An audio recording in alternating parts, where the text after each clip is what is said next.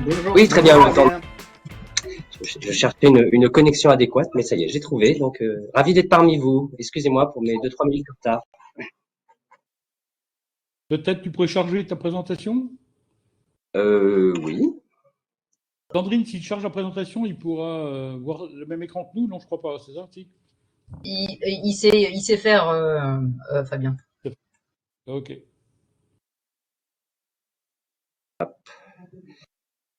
Alors, Parce que je vous propose qu'on démarre, hein. Il est 5, 18 participants. Voilà. Bon, je vais lancer, faire l'introduction à ce webinaire. Je m'appelle Philippe Devers. Je suis shifter depuis 3 ans, je crois, où j'anime le groupe Collectivité. Alors, peut-être rapidement redire qui nous sommes. Les Shifters, c'est une association nationale qui a pour objectif d'œuvrer en appui et en relais du Shift Project. Le Shift Project étant une entreprise sous forme associative fondée par Jean-Marc Jancovici, dont le sujet est la décarbonation de nos activités. Donc notre rôle dans les territoires, parce qu'il y a des groupes locaux dans les différents territoires, nous faisons partie là du groupe local.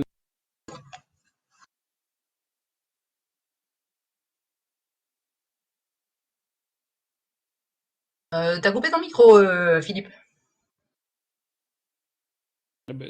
Vous m'entendiez plus depuis le début, là? Je Non, recommence? juste là, il y a 2 minutes. Ok. Ok.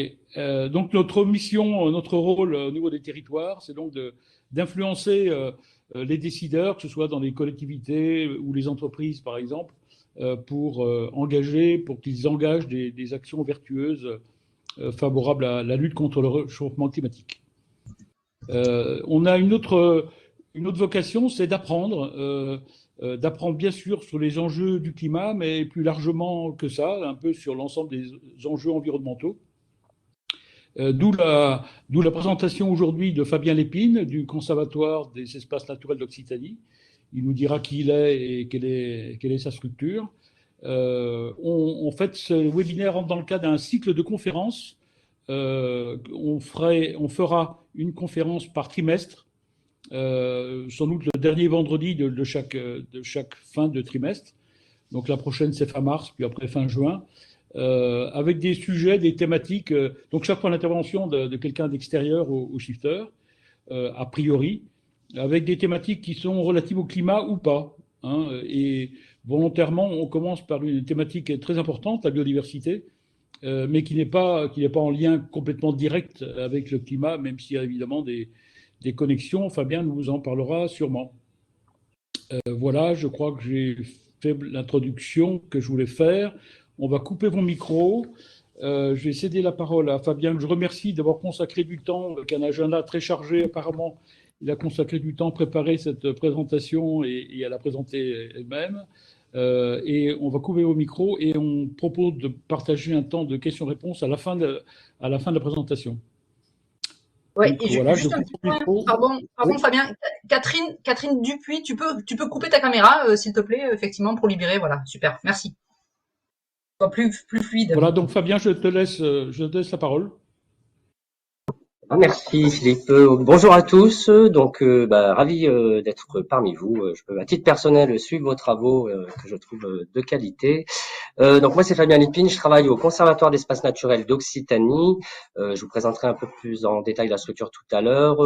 Et donc, j'ai un parcours d'ingénieur en génie système urbain. Et puis, après avoir exercé pendant quelques années, j'ai repris des études pour être aujourd'hui écologue naturaliste. Et donc, je travaille sur la région Occitanie.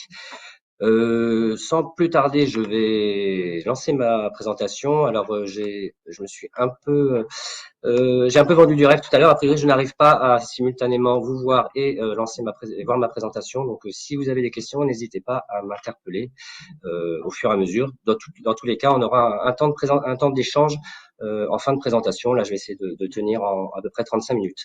Allez, je partage mon écran et on y va.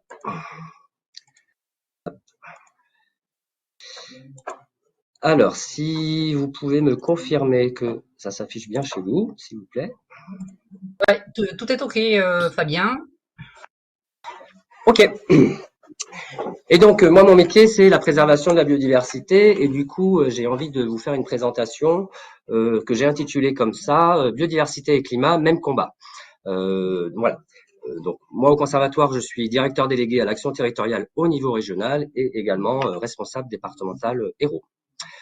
Alors, mon employeur, c'est le Conservatoire d'espaces naturels d'Occitanie. On a tendance à résumer notre action à travers cette punchline que vous voyez en orange, agir ensemble pour les espaces naturels dans les territoires où tout est un peu dit.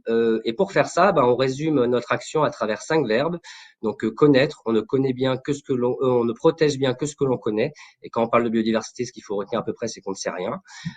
Protéger, gérer. Alors nous, la particularité, c'est que la protection passe par la maîtrise foncière. Donc aujourd'hui, le droit de la propriété est un droit sacré en France, qui est inscrit à la Constitution des droits de l'homme universelle. Et derrière, une fois qu'on a du foncier, il s'agit de le gérer, soit pour restaurer la biodiversité présente sur ces espaces si elle est dégradée, soit pour l'entretenir si on est sur un espace naturel remarquable.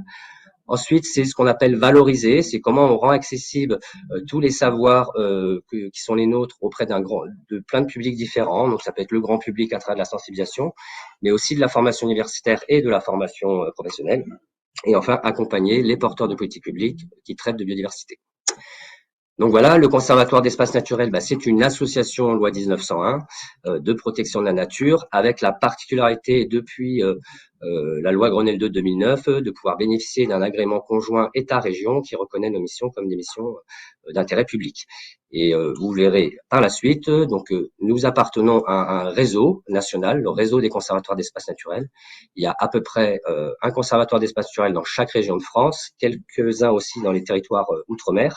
C'est le cas notamment de la Guyane, voilà, et une fédération nationale basée à Orléans qui nous représente et qui fait des actions de lobbying, notamment auprès des ministères concernés. Et donc, si on fait le focus sur le Conservatoire d'espaces naturels Occitanie, concrètement, nous, sur notre territoire régional, c'est à peu près 40 000 hectares d'espaces naturels que l'on gère sur plus de 300 sites dans la région. Parmi ces 40 000 hectares d'espaces naturels gérés, nous avons 1600 hectares en pleine propriété ou amphithéose, donc ce qu'on appelle de la maîtrise foncière forte. Voilà, le reste, ça va être soit des accords de gestion, soit des obligations réelles environnementales. Enfin, on utilise tout le panel d'outils que le droit foncier propose. Voilà. C'est des conventions avec les 200 agriculteurs, c'est-à-dire que sur les espaces naturels que l'on protège, on peut avoir une production agricole et donc on met à disposition ces espaces d'exploitants agricoles pour qu'ils contribuent à la restauration et à l'entretien de cette biodiversité. C'est de l'accompagnement de politiques publiques. Aujourd'hui, c'est à peu près 400 partenaires publics et privés en Occitanie.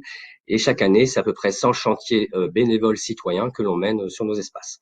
Là, pour ça, il faut une équipe, donc une équipe de 130 salariés pluridisciplinaire. On va retrouver des naturalistes, donc des botanistes, des experts faune, mais aussi de plus en plus une diversité de compétences parce qu'on se rend compte que c'est un sujet complexe. Donc des agronomes, des géomaticiens, des gens qui sont spécialisés dans la gestion de bases de données, des gens qui sont spécialisés dans la communication, etc., etc. Étant association, on a un conseil d'administration qui s'appuie sur un conseil scientifique et une assise citoyenne avec 300 adhérents qui se traduit notamment par des bénévoles investis dans nos actions. Je vous ai parlé rapidement du réseau. Donc le réseau, aujourd'hui, il a 40 ans. Si on regarde à l'échelle nationale et les territoires d'outre-mer sur lesquels on travaille, c'est 4000 sites, dont 1000 ouverts au public, c'est 6 millions de visiteurs par an, 1000 salariés et plus de 8000 adhérents. En gros, là on était au Congrès des maires là récemment, c'est une commune sur 8 qui travaille avec un conservatoire d'espaces naturels. En Occitanie, vous voyez la répartition sur cette carte des sites que l'on gère avec les différents types de maîtrise foncière que l'on a. Ce qui est intéressant, ce que dit cette carte, c'est qu'on essaye d'être présent sur l'ensemble des différents biogéorégions présentes sur l'Occitanie, donc à la fois les grands massifs montagneux que sont le Massif central et les Pyrénées, la façade littorale méditerranéenne qui abrite des enjeux très spécifiques, les grands causses, donc causses de Lozère et les causses du Lot, et puis également toutes les plaines alluviales, donc les plaines de cours d'eau, donc la plaine de Midi-Pyrénées, la plaine de Toulouse, etc., etc., avec aussi là des enjeux particuliers dont on reparlera tout à l'heure. Et donc, si on rentre un peu dans le vif du sujet, donc moi je suis là pour vous parler de biodiversité. Mais la biodiversité, c'est quoi? Alors la biodiversité, elle a été définie par une convention qui s'appelle la Convention sur la diversité biologique, à l'occasion d'un grand sommet qui était le sommet de la Terre de Rio, donc au Brésil, en 1992. Cette définition a été ratifiée par plus de 190 pays. Et donc, qu'est-ce qu'elle nous dit? Elle dit que on entend par biodiversité ou diversité biologique la variabilité des organismes vivants de toute origine, y compris les écosystèmes terrestres, marins et autres systèmes aquatiques, ainsi que les complexes écologiques dont ils font partie. Donc là, il y a une première partie qui est assez intéressante. Donc, on parle d'écosystèmes de tout type, terrestres, marins, aquatiques, mais également de complexes écologiques, donc les interactions entre ces écosystèmes. Elle comprend la diversité au sein des espèces, donc la variabilité des espèces, et entre espèces, la diversité des écosystèmes, ainsi que les interactions entre les organismes vivants. Donc, si on s'arrête aussi un peu sur ça, très intéressant, nous sommes faits nous-mêmes, Homo sapiens, d'un cortège très important, notamment de bactéries. Et ben, ces bactéries à l'intérieur de nous-mêmes, les cellules qu'elles abritent, font partie de la définition de la biodiversité. On a vu qu'on parle également donc d'écosystèmes et d'éco-complexes, et les interactions entre eux, c'est ce qu'on peut appeler notamment les services écosystémiques, donc qui regroupent les fonctions des écosystèmes et qui contribuent à travers ces fonctions au bien-être de nos sociétés et donc au bien-être général.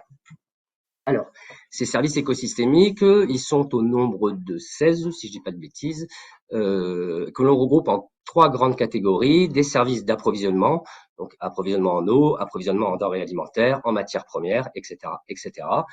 Des services de régulation, donc régulation du climat, pollinisation, régulation de l'érosion, etc., etc. Et enfin, des services culturels, donc attractivité des territoires, une valeur esthétique. Pareil, je vais pas tous les citer. Et donc, ces services, on peut aussi du coup les rattacher à des grandes thématiques que vous avez en bas là, avec les petites couleurs, que sont le climat, l'eau, les sols, la santé, et voilà.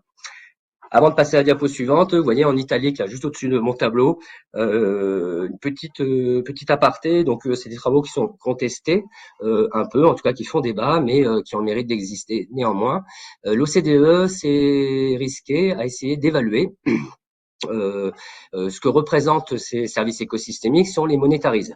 Et donc, ils sont arrivés à la conclusion que ça représentait à peu près, en termes de services rendus, l'équivalent de 125 000 milliards de dollars ou 140 000 milliards de dollars, une fourchette.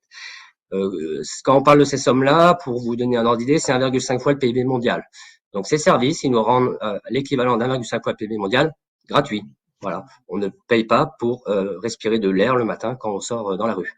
Aujourd'hui, ce que l'on sait, c'est que ces services sont tellement dégradés, donc ils reculent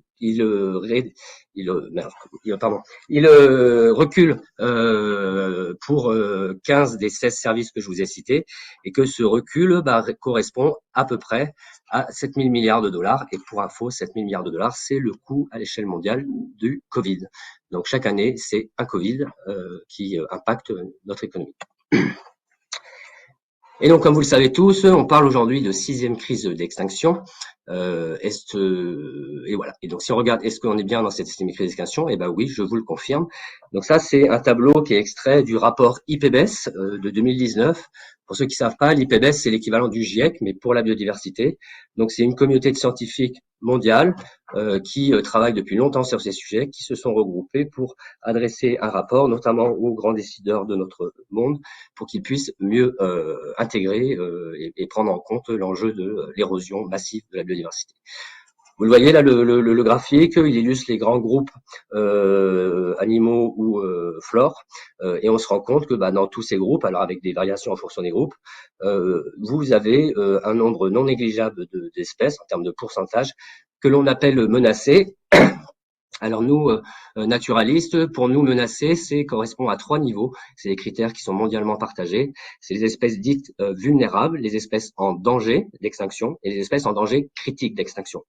Et donc ça s'appuie sur qu'on appelle des listes rouges. Donc on a une liste rouge au niveau mondial de ces espèces dites vulnérables, en danger et en danger critique. Et on a des déclinaisons locales. Donc on a notamment une liste rouge au niveau national et une liste rouge au niveau régional, Occitanie. Au niveau mondial, quelques chiffres, une espèce sur 8 est menacée de disparition. Les effectifs d'animaux ont chuté de 60% en biomasse en 40 ans. Seulement 16% des espèces sont en bonne santé, donc se portent bien. 75% de la surface terrestre est altérée en termes de fonction écologique. 66% des océans subissent des incidences et 85% des humides ont disparu.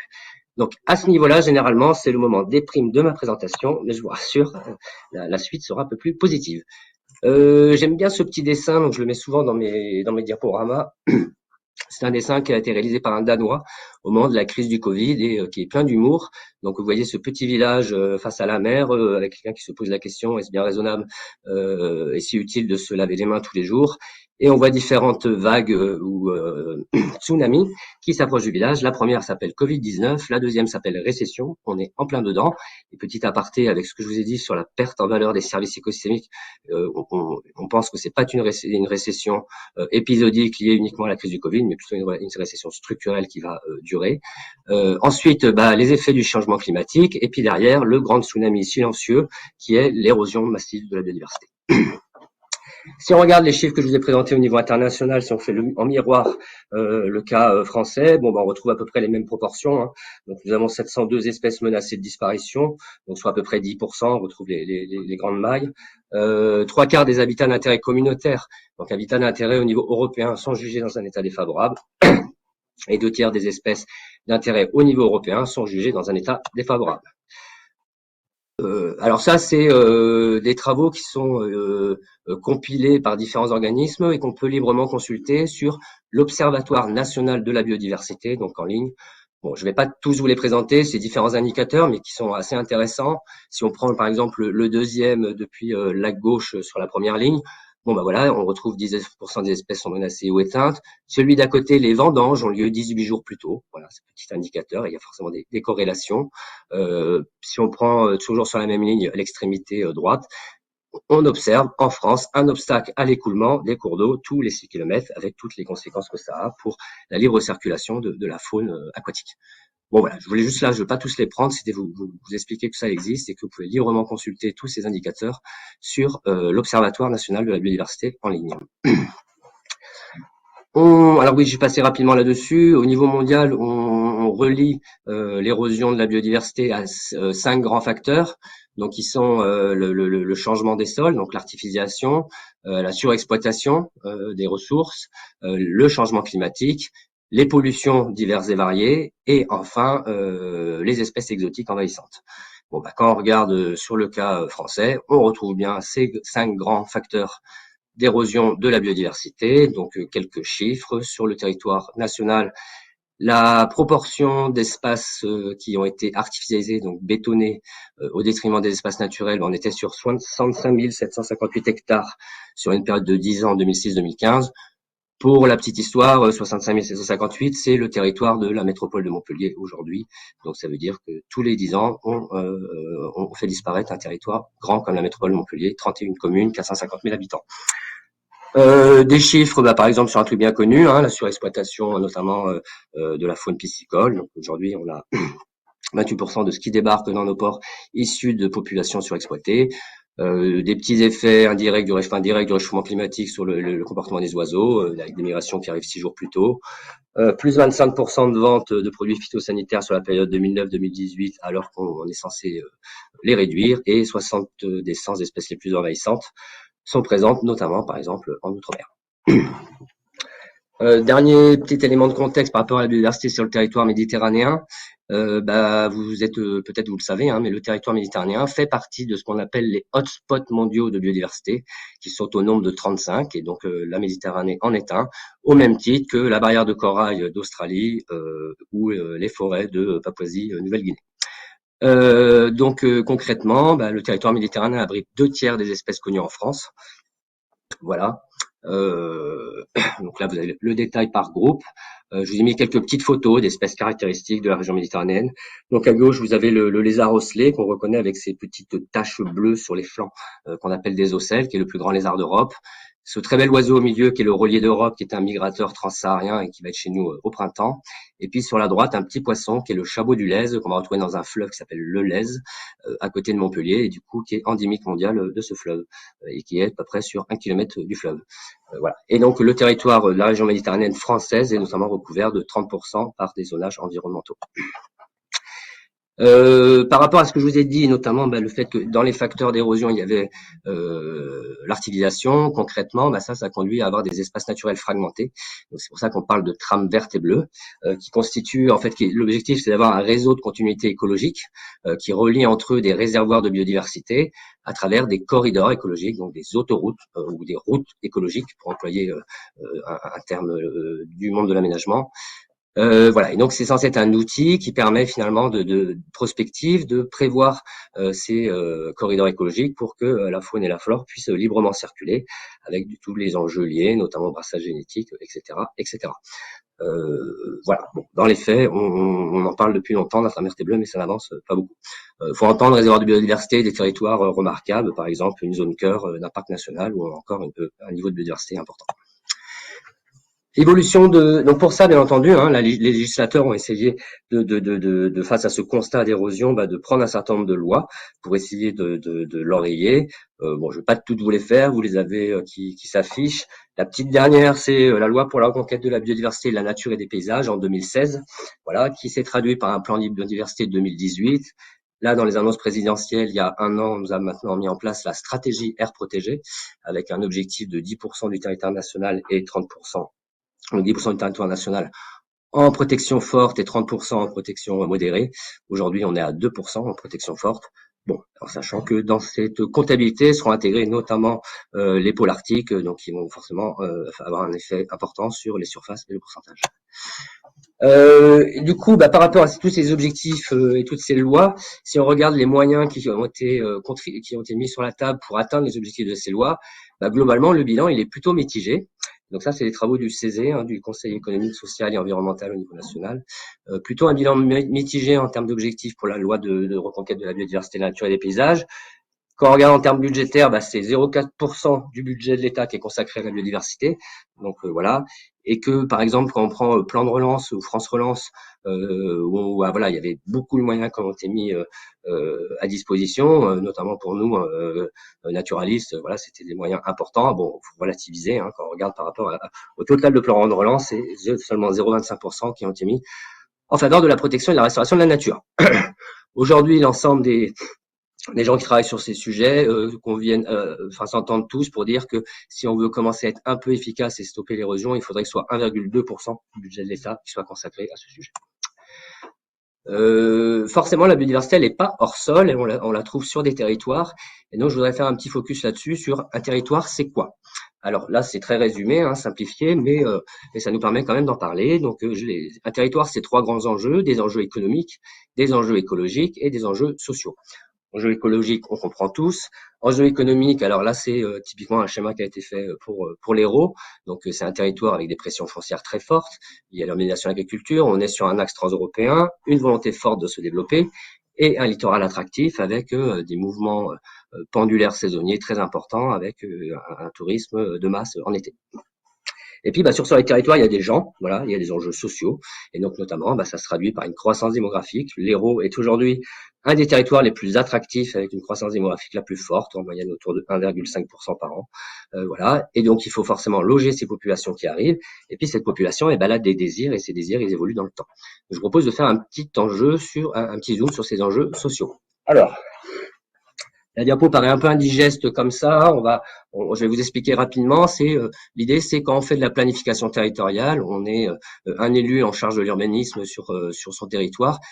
Comment ça marche? Donc là, je vous prends un exemple. On est à Béziers, sur l'intercommunalité de Béziers. Et donc, ça marche de la manière suivante. C'est assez simple. Vous regardez au moment où vous vous lancez dans ce document de planification. Donc là, en l'occurrence, c'était en 2022 pour un document Horizon 2040. Vous regardez votre population sur votre territoire. Donc à Béziers, en 2022, nous avons 289 280 habitants. Voilà. Vous mettez par rapport à ce chiffre les projections de croissance démographique issues notamment de l'INSEE. Donc c'est l'INSEE qui donne ces perspectives. Donc là, on est sur une perspective sur la période 2022-2040 de 0,9% de croissance démographique. Voilà, pour être sûr que votre chiffre est cohérent, vous vérifiez ce chiffre projectif, de perspective par rapport à ce que vous avez réellement observé au cours des 10 dernières années, donc des 20 dernières années par période successive de 10 ans. Donc on se rend compte que sur le territoire, entre 99 et 2008, on était à un taux de croissance démographique de 1,4%. Sur la tranche de 10 ans postérieure, 1,2%. Donc votre projection à 0,9% est cohérente. Et du coup, si on traduit tout ça en termes de nouveaux habitants, ça fait que le territoire devrait accueillir vraisemblablement d'ici 2040 53 230 habitants. Et donc, une fois qu'on a ce chiffre, il s'agit de traduire en termes de logement. Donc, là, j'entends par nouveau logement occupé. Donc voilà. Après, je ne vais pas rentrer dans le détail, mais ça peut se traduire par des constructions nouvelles et bien sûr du réinvestissement de logements inoccupés. Mais voilà, par simplification, je parle de nouveaux logements occupés. Et donc pour arriver à ce chiffre de 30 730 nouveaux logements sur le territoire, on s'appuie sur quoi? Sur encore des statistiques INSEE. Aujourd'hui, la moyenne c'est 1,73 habitants par logement. Et cette moyenne, elle fait que descendre. Alors, on a tous en tête, dans nos familles, le fait qu'il y a encore pas très longtemps, même si ça commence, on pouvait vivre facilement 3 générations sous le même toit. Aujourd'hui, ce n'est plus tout à fait, ça ne fonctionne plus comme ça. Donc, ça tend à faire baisser le nombre d'habitants par logement et augmenter le nombre de mètres carrés par habitant. On pourrait parler aussi des résidences secondaires, des phénomènes de gentrification, etc., etc. Plus à ça, il faut rajouter le desserrement des ménages. Et oui, en effet, les gens divorcent.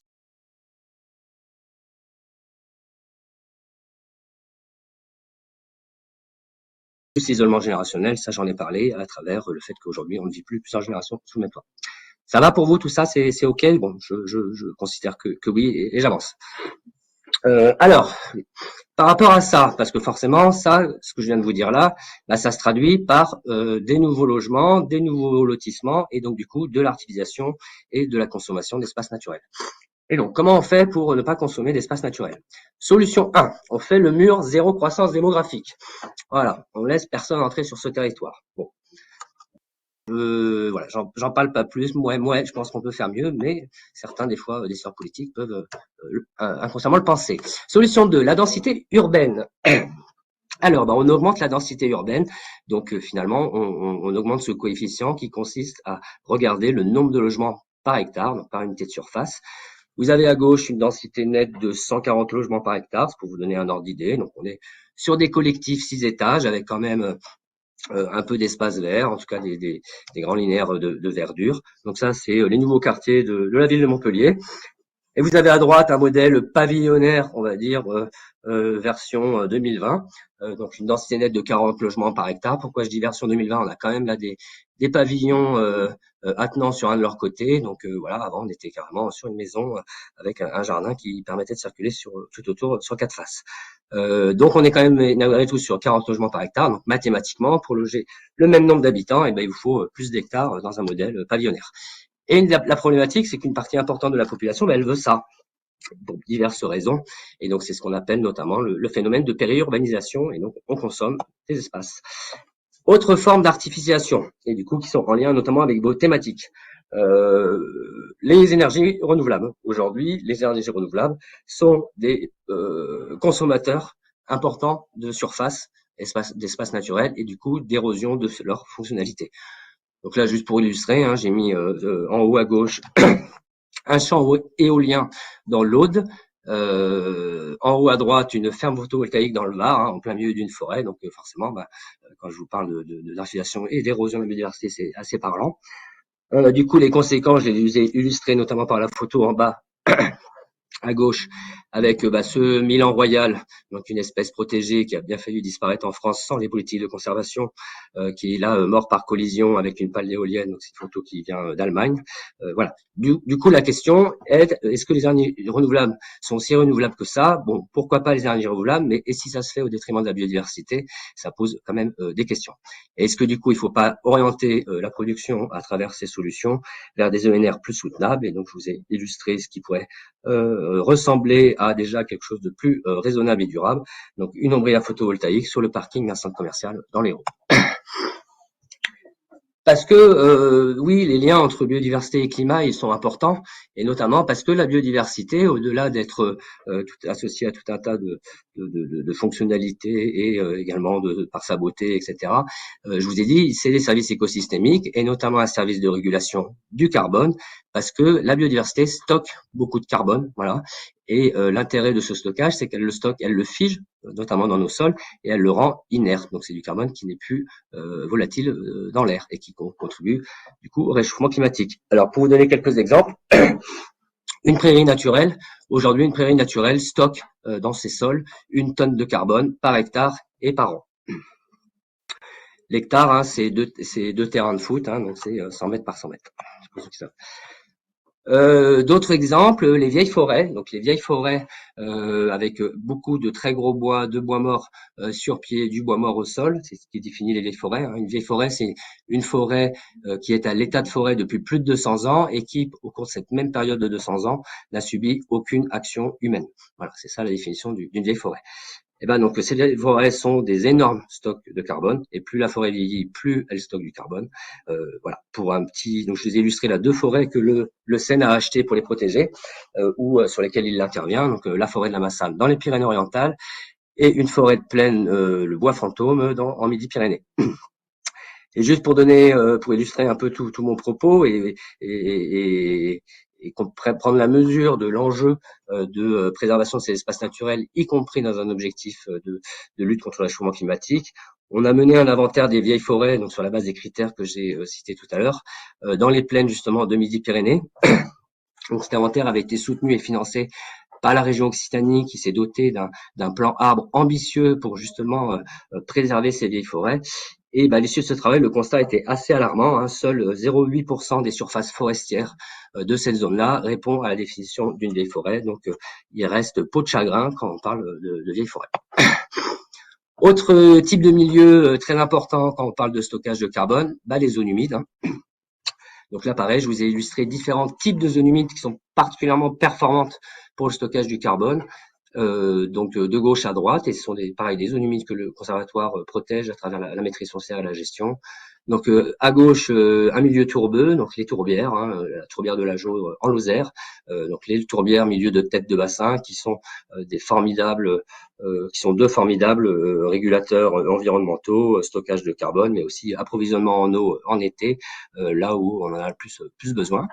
Au milieu, les lagunes, et notamment les lagunes méditerranéennes, donc on peut retrouver sur toute la façade littorale. Et à droite, les roselières. Donc ici, c'est une photo des roselières de la réserve nationale de l'Estagnol à côté de Montpellier. Voilà. Pour la petite histoire, hein, une roselière en production annuelle, c'est 12 tonnes de matière sèche par hectare et par an. Voilà, c'est l'écosystème le plus productif.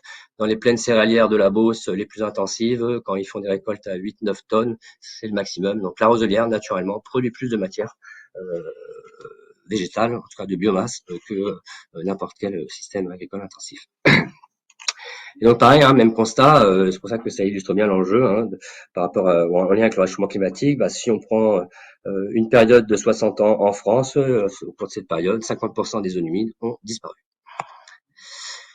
Et donc vous voyez à peu près où je veux en venir, hein, et si la biodiversité était la solution. Et donc pour ça, je vais vous parler d'une initiative. Alors pour pas dire de bêtises, il me semble que c'était une initiative en tout cas qui est issue de scientifiques, mais qui a été politiquement portée, relayée sous la présidence Hollande et notamment par le ministre de l'Agriculture Stéphane Le Foll, qu'on appelle la solution 4 pour 1000.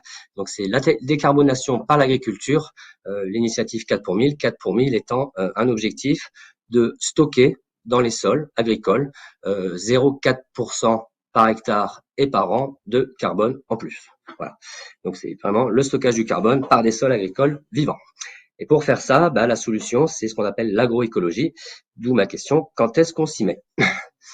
Et donc, avec l'agroécologie, hein, qui sont vraiment la réunion, la synthèse des sciences de l'écologie et des sciences de l'agronomie au profit de la production alimentaire, avec l'agroécologie, on améliore la sécurité alimentaire mondiale parce qu'elle est moins volatile et sur le long terme, on augmente les rendements. On s'adapte au changement climatique avec un modèle agricole plus résilient. Donc, c'est globalement des écosystèmes plus et sont diversifiés, plus ils ont la capacité à tamponner des crises ou tamponner des perturbations. Donc, c'est le cas y compris sur les écosystèmes agricoles. Et enfin, on atténue les émissions de gaz à effet de serre à travers le stockage de carbone dans les sols. Et donc, comment on fait pour faire du 4 pour 1000? Eh ben, c'est assez simple. Voilà, en tout cas, on a aujourd'hui les solutions. On limite le travail du sol, mécanique notamment, et notamment le fait de mettre les sols à nu, donc exposés à l'érosion, au vent, etc., et aux radiations solaires. On introduit des cultures intermédiaires dans les rotations, justement pour pas avoir nos sols à nu, qui peuvent être des rotations qui vont à la fois nourrir les sols et à la fois, à travers l'activité photosynthétique, continuer à nourrir le sol et à stocker du carbone. Donc typiquement, c'est les luzernes, donc les légumineuses, qui ont cette capacité justement à fixer notamment l'azote atmosphérique, donc qui vont enrichir les sols et du coup qu'on met entre deux couverts de céréales, par exemple. On supprime les fertilisants minéraux industriels au profit d'une fertilisation organique. Donc, fertilisation organique, c'est du fumier. Voilà. Et donc, volontairement, vous avez vu dans la présentation, il y a souvent des animaux, notamment des bovins. C'est un petit clin d'œil parce que, en effet, aujourd'hui, on associe élevage à une des raisons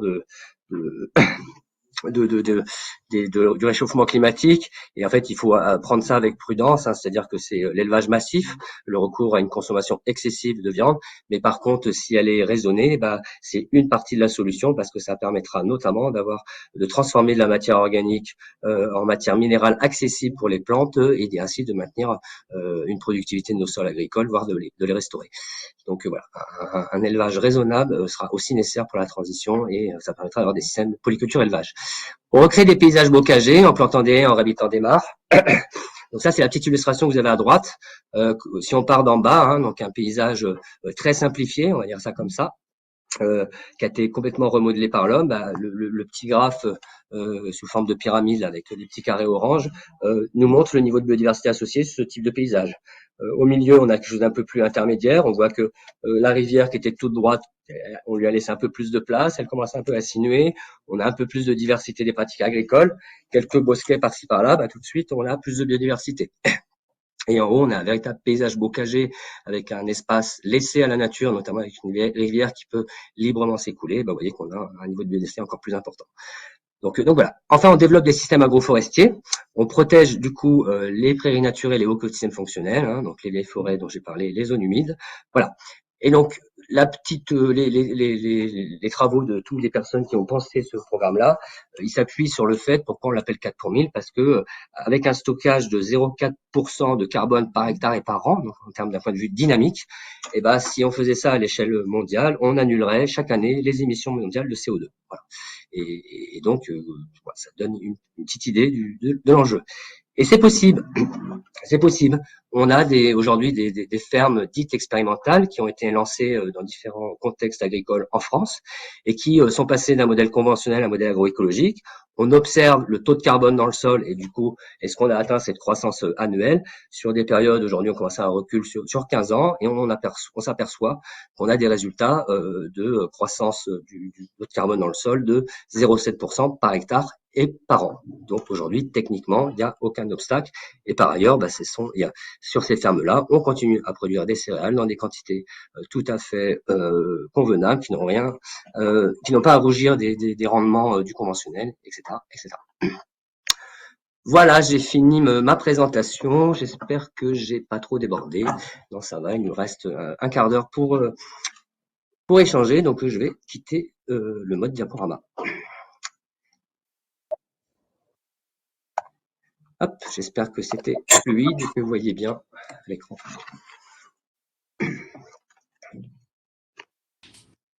Alors, il y a quelques questions dans le chat.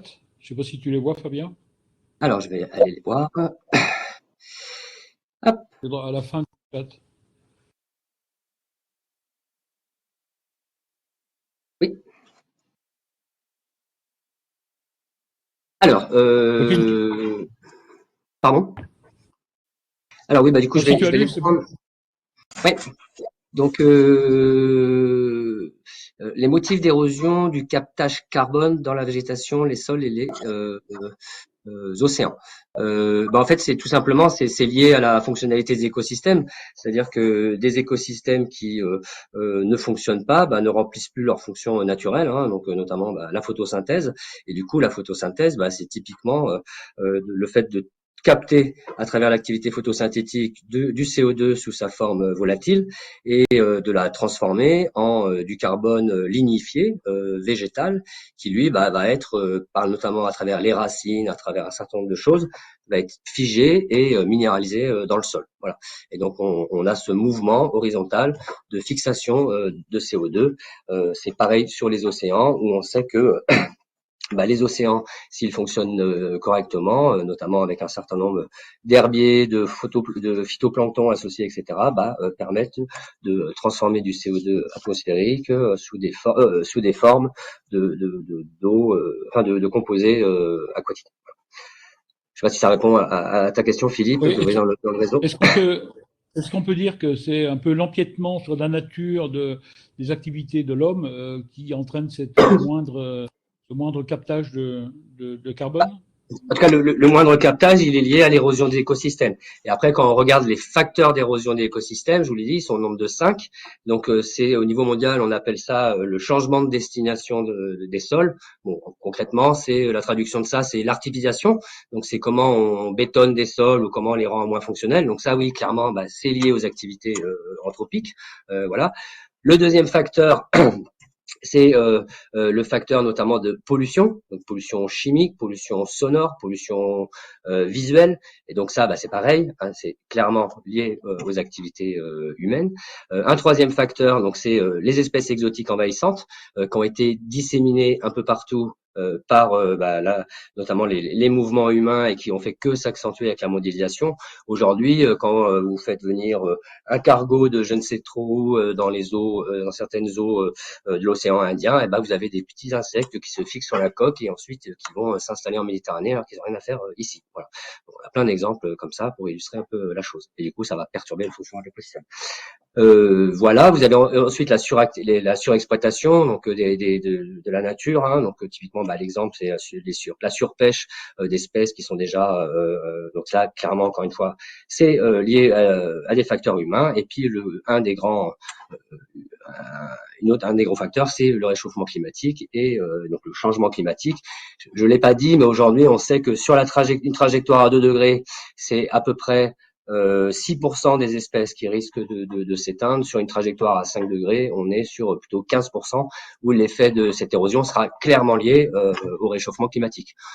Donc ça, il faut l'illustrer très facilement. Hein. Nous, par exemple, on a une petite plante sauvage qu'on appelle le chou des rochers, qui est une plante qu'on retrouve plutôt normalement dans des zones montagneuses et qui, à l'occasion de la dernière glaciation et donc recul des glaciers, s'est retrouvé à réussir à se préserver donc dans un écosystème très particulier sur une falaise au nord, etc.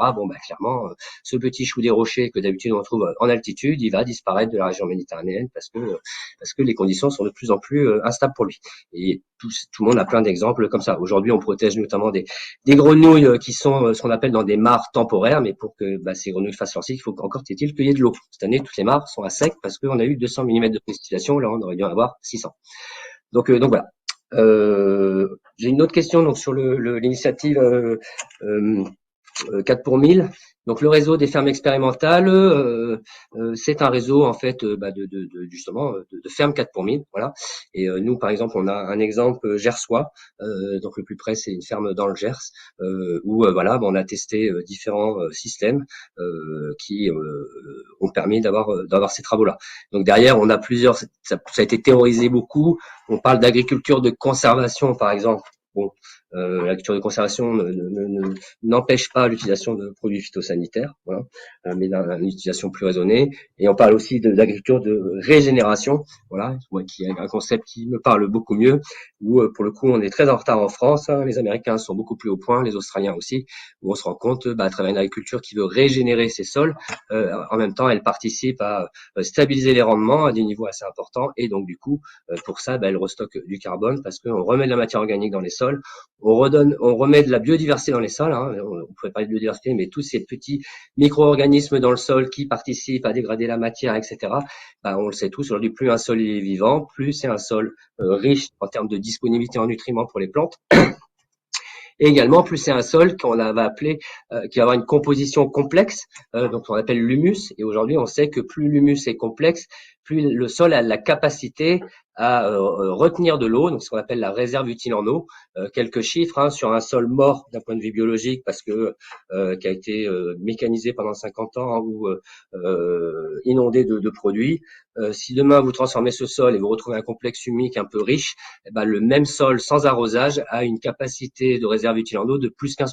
Donc vous augmentez, vous diminuez le stress hydrique de 15% juste en ayant redonné une structure organique et physique à votre sol plus ou moins naturel. Voilà. Là, c'est facile, hein, on doit tous marcher dans un sol forestier, on se rend bien compte que le sol forestier, il est beaucoup plus humide, y compris en été, donc une bonne illustration, et c'est pas que le fait du couvert végétal, quoi. Voilà. Il y a 3 questions dans le chat, et après il y a Laurence qui a levé la main. On va d'abord peut-être traiter les questions dans le chat. La relation végétalisation et développement de la biodiversité en ville. Alors, ouais, ça c'est un sujet intéressant. Forcément, plus on diversifie les écosystèmes à disposition des espèces, plus on va avoir d'espèces. Donc, on a des espèces qu'on sait dire qu'on appelle anthropiques, qui vont avoir la capacité de vivre dans des milieux non naturels ou des milieux humains. Donc, ça va être typiquement une hirondelle qui va faire son nid sur un débordement de toiture. Donc voilà.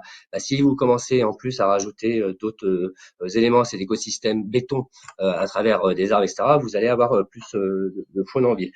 Attention néanmoins à ce que on ne fabrique pas des pièges écologiques parce que typiquement aujourd'hui quand vous avez une 2x2 voies avec une bande de terre-plein au milieu et que vous voulez parce que vous pensez que c'est une bonne idée mettre un alignement d'arbres au milieu, vous allez augmenter le risque de collision et en fait vous êtes en train de fabriquer un piège écologique parce que les oiseaux vont être attirés et du coup ce faisant ils vont venir se scratcher contre un camion. On a le bon exemple aussi qui est la mortalité liée à l'effet miroir des façades et des vitrages, où en fait les oiseaux voyant dans le reflet d'un miroir un arbre pensent qu'ils vont aller se poser dans un arbre et puis en fait c'est pas un arbre, c'est du dur. Donc voilà, typiquement ça demande de se réapproprier vraiment des connaissances en écologie. En fait, planter un arbre c'est pas un acte anodin. Donc bien sûr il faut le faire, mais il faut le faire de manière conscientisée, réfléchie. Donc si vous plantez un arbre face à un bâtiment où il y a une grande façade pleine de verre, vous êtes peut-être en train de faire une bêtise. Donc il faut peut-être le décaler, le mettre 100 mètres plus loin, le machin, etc. Et aujourd'hui, on sent que voilà, il y a en effet une volonté d'aller très très vite sur ces choses-là parce que lutte contre les îlots de chaleur, etc. Mais sauf que ça n'a pas été réfléchi du tout. Donc voilà, il faut avoir des plans stratégiques de développement, avoir une réflexion et intégrer les sciences de l'écologie dans ces réflexions pour pas faire de bêtises, quoi. J'espère que j'ai répondu à la question. L'agrivoltaïsme. Alors, je sais pas ce que c'est. Ah oui, j'en ai pas parlé. L'agrivoltaïsme là-bas. Bon, l'agrivoltaïsme, c'est tout sauf une bonne idée, hein. Voilà. Non seulement parce que les premiers travaux là qui sortent, où il y a eu des analyses au niveau mondial des stations déjà en place, montrent que ça n'a aucun effet sur les productions agricoles. Voilà, c'est pas parce que la plante est protégée que vous allez avoir une augmentation de la production agricole. Voire, on a plutôt tendance à observer une baisse de la production agricole. En fait, c'est assez logique. Hein. Faut pas oublier qu'une plante, ce qui fait la croissance d'une plante, c'est du soleil. Ça s'appelle la photosynthèse. Donc, si vous lui mettez de l'ombre dessus, à un moment donné, vous enlevez le moteur essentiel à son évolution, qui est le soleil. Donc oui, sur certains, ça peut aider sur des pics de chaleur ou protéger de la grêle. Sauf qu'aujourd'hui, ce que l'on sait, c'est pour avoir cet équilibre en termes de production agricole et d'ombre, vous devez être sur une couverture en panneau pas supérieure à 15% de la surface. Sauf que 15% de la surface, pour un investisseur, c'est pas rentable. Donc forcément, ça ne marche pas. Et je vous parle pas de des paysages complètement modifiés, et puis forcément des interactions avec le vivant. Hein. Une structure métallique réfléchissante en plein milieu d'une plaine agricole, oui, ça va modifier le comportement de la faune et de la flore associée. Et donc voilà, c'est des choses qu'on mesure pas très bien. On commence à avoir les premiers travaux, mais voilà. Donc de manière générale, hein, enfin, produire de l'énergie renouvelable ou pas sur des espaces naturels ou des espaces fonctionnels, ça doit nécessiter une vraie réflexion. Voilà. Est-ce que c'est vraiment une bonne idée? Et bon, et pour le coup, vous êtes plus expert que moi, mais il me semble que la première des questions à se poser, c'est déjà de réduire nos besoins en termes d'énergie, voilà, avant de parler de production, voilà, et également de peut-être de préserver les choses que l'on a. Je vous ai parlé de ces écosystèmes qui sont capables de stocker du carbone, mais on a quand même des choses formidables qui font le boulot et on n'est pas aujourd'hui capable de les protéger. Donc voilà, pour moi, la question de la production, peu importe comment elle est faite, c'est quand même une question qui doit arriver un peu plus tardivement. Et en tout cas pour l'agri-photovoltaïque, j'espère que j'ai répondu. Y a-t-il des actions qui pourraient être menées à l'échelle individuelle pour lutter contre l'érosion de la biodiversité? Par rapport à ce que je vous ai dit déjà, faisons attention à ce que l'on consomme, voilà, et indirectement, on évitera voilà. Aussi, il y a un engagement citoyen. Enfin, nous aujourd'hui, on voit que des sujets, le sujet du réchauffement climatique commence à mobiliser la société civile, un certain nombre de sujets. Aujourd'hui, le sujet de l'érosion de la biodiversité est mobilisé assez peu. Donc voilà, hein, relayer l'information, ne serait-ce en parlant dans vos réseaux, etc., en faisant de ce sujet aussi un sujet important, ça y participera. Et après, bah oui, on a tous des surfaces qui nous appartiennent, sur lesquelles on a une petite influence, un jardin, enfin voilà. Je voulais pas du tout criminaliser le pavillon, hein, tout à l'heure dans mon propos, c'était pas du tout l'idée, mais bah du coup, autant faire en sorte que nos jardins soient le plus accueillants, et donc typiquement, ça passe par ce qu'on appelle la gestion différenciée, aussi de repenser notre approche, hein. Aujourd'hui, on parle de espèces indésirables, invasives. Ça, c'est de la sémantique guerrière, hein, voilà, qui est de la sémantique humaine. On parle de faire propre. Quand on a de l'herbe un peu folle qui pousse dans le jardin, on passe à tondeuse, on dit ça fait plus propre, c'est propre. Ça veut rien dire, propre. C'était très joli avant, c'était diversifié, il y avait des fleurs. Donc, ne serait-ce que déjà voilà, en changeant notre manière d'évoquer tout ça et en changeant notre langage, je pense qu'on va faire beaucoup dans le fait de conscientiser les individus. Laurence, qui attend depuis tout à l'heure. Bonjour. Bonjour. Est-ce qu'il y a eu une étude d'impact sur le projet d'éolienne en mer en Occitanie à Port-la-Nouvelle? Oui. Est-ce que vous avez les résultats? Oui. Pouvez-vous nous en dire deux mots? Oui, alors en fait, les résultats montrent qu'il y a clairement un impact. Alors moi, je connais pas, je travaille plutôt sur le terrestre, hein, donc je me prononcerai pas sur l'impact sur l'écosystème marin, même si bon voilà, ça peut m'intéresser par ailleurs, mais c'est pas ma spécialité.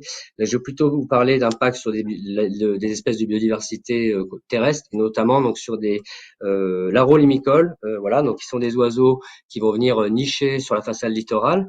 Donc les sternes, ce genre d'oiseaux, et qui par contre vont aller pêcher en mer. Donc ils vont partir le matin, ils vont aller pêcher en mer et revenir le soir.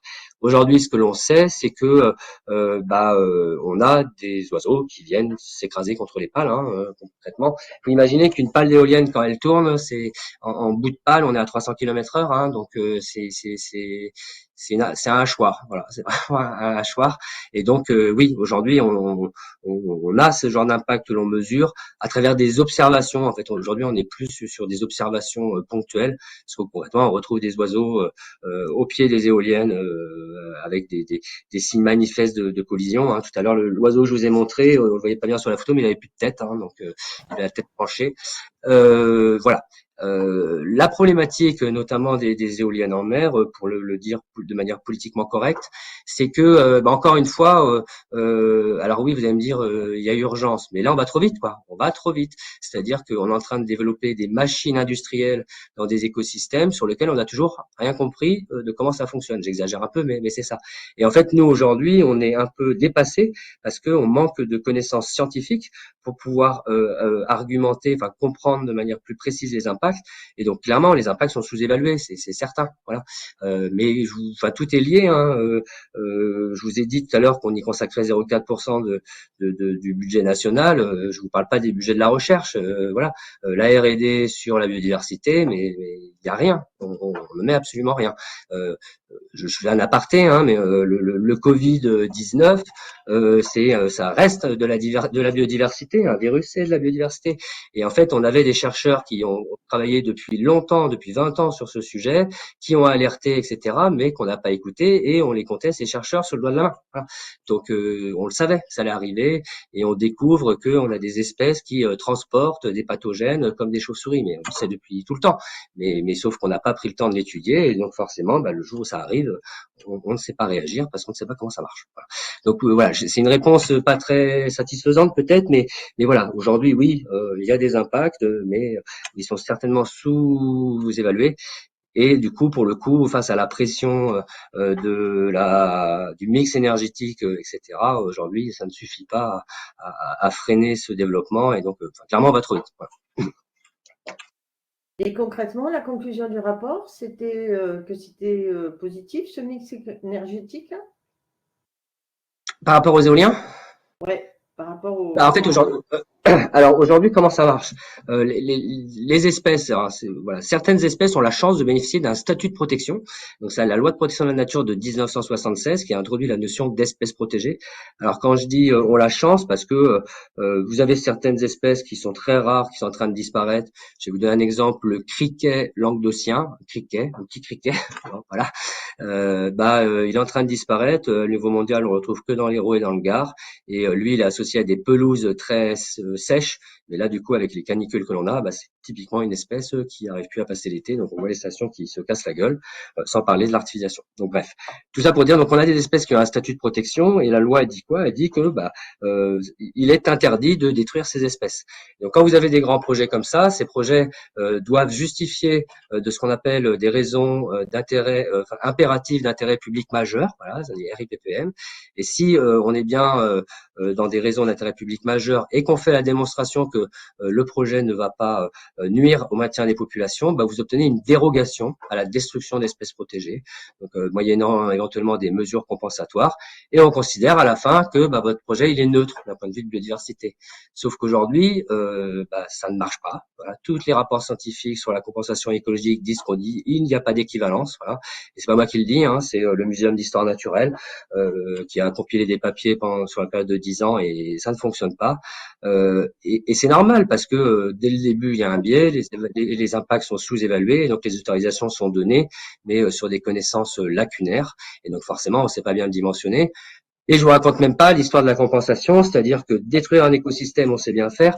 En recréer un, c'est un peu compliqué. On n'a toujours même pas compris comment les interactions qu'il y a entre des plantes et des champignons dans le sol.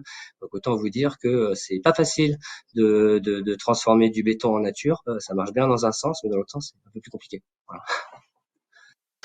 On va prendre une dernière question de Michel. Michel, bref, s'il te plaît, avant qu'on fasse la conclusion, il est 14 heures passées. Ouais. Oui, Michel. en fait, voilà. En fait, vous m'entendez? Oui, très bien. Oui. Vous m'entendez? Oui, très bien. Oui, alors c'est vrai que je constate que le renouvelable est régulièrement critiqué, parce que les éoliennes, c'est pas joli quand c'est sur les terres, 2, c'est pas joli quand c'est sur la mer, 3, c'est la problématique des oiseaux, etc. Le photovoltaïque, sauf si c'est un parking dans la nature, c'est gênant, et je peux comprendre tout ça, hein. Et c'est vrai que le nucléaire, c'est aussi intéressant de savoir en quoi il travaille sur les espèces, quoi, hein. Alors c'est vrai qu'on n'a pas trop de nucléaire en Occitanie, un tout petit peu, hein. Mais voilà, ça pose un problème de l'eau chaude qui est rejetée. À moins de dire aux gens la sobriété, c'est moins 50% d'énergie en moins par personne et par ménage. C'est difficile. Voilà. Je pose cette question parce que c'est la question qu'on me pose.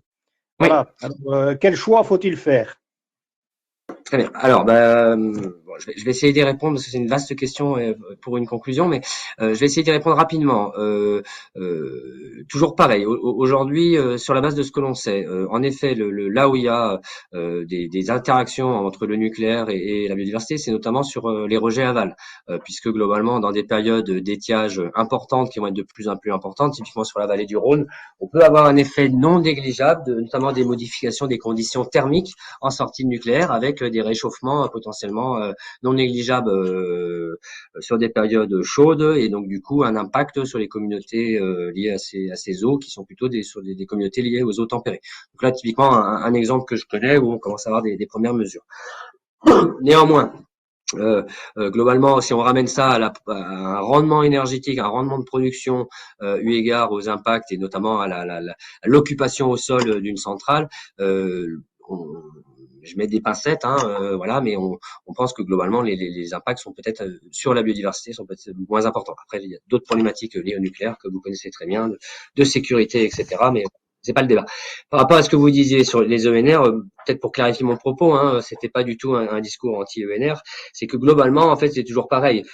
Une problématique, on va essayer de trouver la solution sans se poser la question de la cause de la problématique, donc je vais pas le redire, mais peut-être se poser la question de la régulation, de la consommation, donc en effet de la sobriété, également justement d'arrêter de consommer du fossile et des écosystèmes, et ce faisant, du coup, accélérer le phénomène, donc vraiment la problématique de la consommation avant la production. Et après, la réponse à la production, c'est toujours la même. C'est que tout de suite, on va faire une réponse industrielle, en faisant des équipements industriels. Aujourd'hui, on fait des éoliens, tout de suite, une éolienne, c'est une mini-industrie, quoi. Voilà.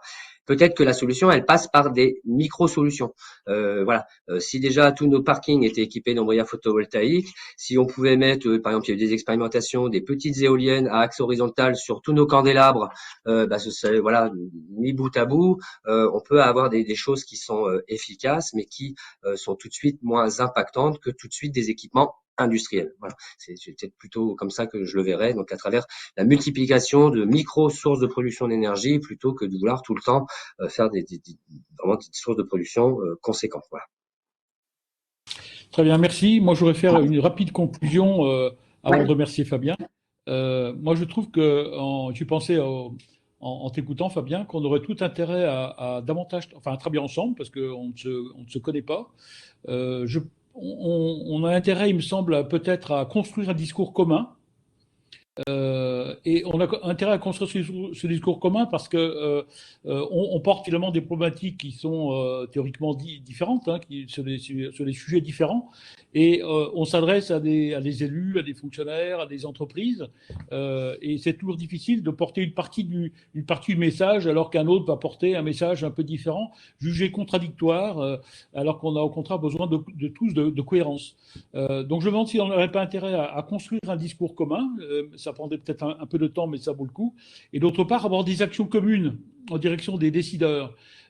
Typiquement, je dis n'importe quoi, quand on va voir une mairie, peut-être qu'on pourrait y aller ensemble, nous portant davantage le discours du climat et vous, le discours de la biodiversité. Donc voilà, je lance ça, on n'en a pas parlé en interne, mais voilà, il me semble que ce serait quand même intéressant qu'on travaille mieux ensemble. Je ne sais pas si tu veux réagir à ça. Ouais, je vais réagir et puis du coup, ce faisant, je vais participer à la conclusion. Oui, je peux que être d'accord. C'est-à-dire qu'aujourd'hui, je pense qu'une partie de la solution, elle réside dans le fait d'arrêter de travailler en silo déjà. Chacun est dans son truc, c'est cloisonné, et on se rend compte que les sujets ils sont complexes. On peut pas dissocier la biodiversité du climat, on peut pas discuter la biodiversité de l'aménagement du territoire, on peut pas dissocier l'aménagement du territoire des aspects sociaux. Donc c'est vraiment à un moment donné en se mettant tous ensemble autour de la table qu'on arrivera à trouver des solutions. Sinon, j'ai tendance, souvent je dis, seul on va plus vite, ensemble on va plus loin. Donc attention, des fois oui, il y a urgence, mais est-ce que c'est pas une fausse bonne manière d'agir? Donc c'est un peu ça. Et en effet, du coup, ce fonctionnement en silo, il amène à avoir des fois des discours qui peuvent être s'opposer, alors que parce que justement chacun voit qu'avec le bout de la lorgnette, voilà. Alors que si on avait vraiment une approche globale, inclusive de ces sujets, on aurait un message qui serait beaucoup plus pertinent. Et du coup, pour finir là-dessus, oui, on peut être que d'accord. Et en effet, rencontrons-nous, échangeons, et il en sortira même si, sans parler d'aller voir tout de suite un maire ensemble, forcément quelque chose de riche. Voilà. Ok, merci Fabien. Donc on va continuer à travailler ensemble. Je voulais te remercier parce que je sais que tu as un programme de travail chargé, donc tu as pu dégager du temps pour nous, hein, pour la 25 personnes à peu près qui étaient présentes. Donc merci bien. C'était très clair et très instructif. Donc à bientôt pour des échanges que je ne doute pas qui seront fructueux pour l'avenir. Merci encore et merci à tous. Il est Merci à vous, 14h07. à très bientôt. On va arrêter là. Au revoir.